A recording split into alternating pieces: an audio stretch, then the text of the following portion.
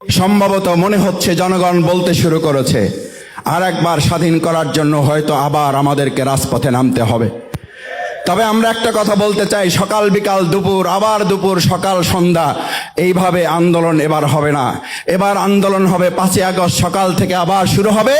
সকাল গড়িয়ে দুপুর যাবে না, দুপুরের আগে একটা পরিবর্তনের লক্ষ্যে ছাত্র জনতা এবং জনগণ রাজপথে নেমে গেলে তাদেরকে সামলাতে পারবেন না।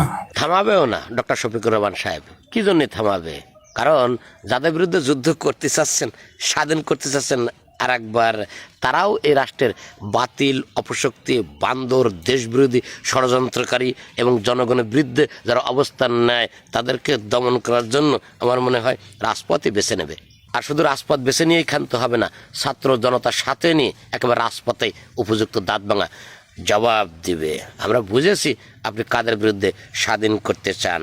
আরে ভাই, স্বাধীন তো হয়েই গেছে, কারণ এই রাষ্ট্রে একটানা 17 বছর একটা কর্তৃত্ববাদী শাসন ছিল, জুলুম নির্যাতনের স্টিমুলার চলেছে এ রাষ্ট্রের জনগণের উপরে। সেজন্য ওই জুলাই আন্দোলন। আর আপনি তো নিজেই বললেন সেই 5ই আগস্টের কথা, কারণ যা কিছু ঘটেছে আপনার চোখের সামনেই ঘটেছে। তা ওই কর্তৃত্ববাদী শাসনের হাত থেকে বাংলাদেশের মানুষ এখন মুক্ত। নতুন করে একটি সরকার গঠন করেছে, এখনো 2 সপ্তাহ হয়নি, এখনই আবার আরেকবার স্বাধীন করতে হবে। জনগণ বলতেছে, ছাত্ররাও বলতেছে, আপনারাও বলতেছেন, তা নামেন।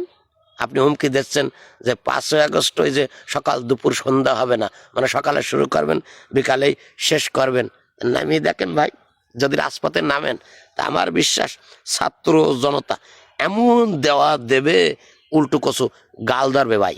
এই যে উচ্ছৃঙ্খল উগ্রতা আপনারা ছড়াচ্ছেন, এই উগ্রতাই কিন্তু আপনাদের জন্য ভয়ঙ্কর কাল হয়ে দাঁড়াইতে পারে। অর্থাৎ স্বাধীন সার্বভৌমত্বের পক্ষে কথা বলে জাতীয়তাবাদী দল বিএনপি, এই দলটি মানুষের গণতন্ত্র মানুষের হাতে দিয়েছে। এই দলটির কারণেই 1978 সালের পর আপনি এবং আপনার ওই বাপদাদারা রাজনীতি করার সুযোগ পেয়েছে। অর্থাৎ এই রাষ্ট্রের জনগণ স্বাধীনতার স্বাদ যদি পেয়ে থাকে তো সেটি এই দলের হাত থেকে পেয়েছে। সেই দলকে একেবারে 2-3 ঘন্টার ভিতরে উদাও করে দিতে চাচ্ছেন। মাথা ঠিক আছে আপনাদের?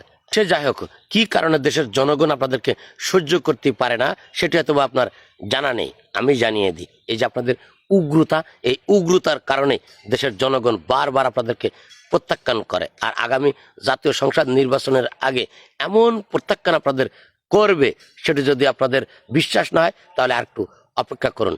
একটি সরকার কেবল বসলো, দেশের নৈতিক চেয়ারগুলো এখনো পর্যন্ত ঠিকঠাক মতন সাজানো গোছানো হয় নাই, তার মধ্যে আন্দোলন করবেন, তুলিয়ে দেবেন, হুমকি দিচ্ছেন, দেন হুমকি দেন, নামেন, নামিয়ে দেখেন কি করতে পারেন।